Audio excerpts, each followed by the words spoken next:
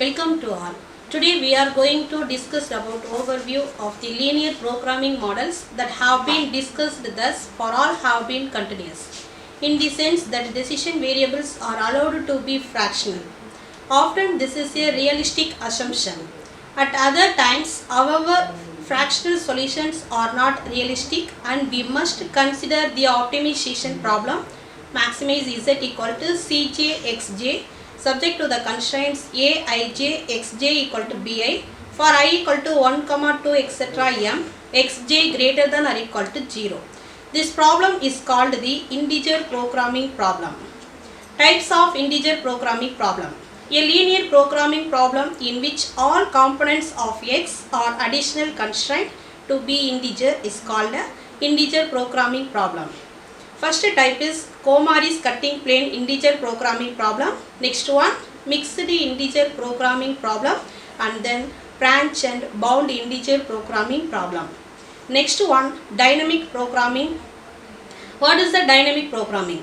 Dynamic programming is a technique used to solve a multi-stage decision problem where decisions have to be made at successive stages.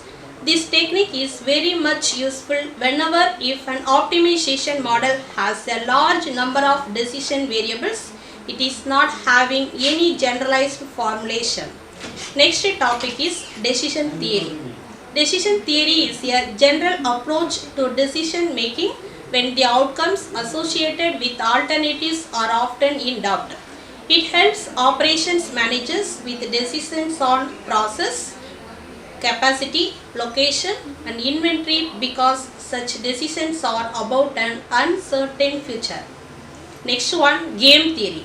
Game theory was developed for decision making under conflicting situations where there are one or more opponents, that is players. The games like chess, poker, etc.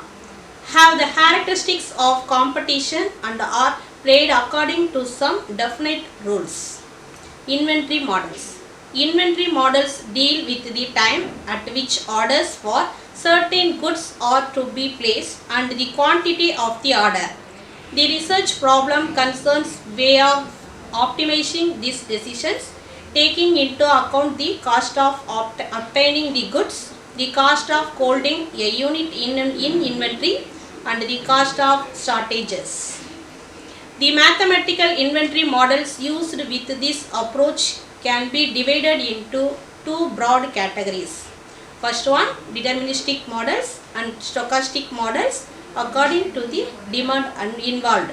The demand for a product in inventory is the number of units that will need to be withdrawn from inventory for some use, that is, for example, sales during a specific period. If the demand in future periods can be forecast with considerable precision, it is reasonable to use an inventory policy that assumes that all forecast will always be completely occurred. Non-linear programming. The methods seen so far have all assumed that the problem's objective function and constraint are linear. But there are many non-linear relationships in the real world that would require the objective function, constraint equations or both to be non-linear. Types of non-linear problems. Non-linear programming problems come in many different shapes and forms.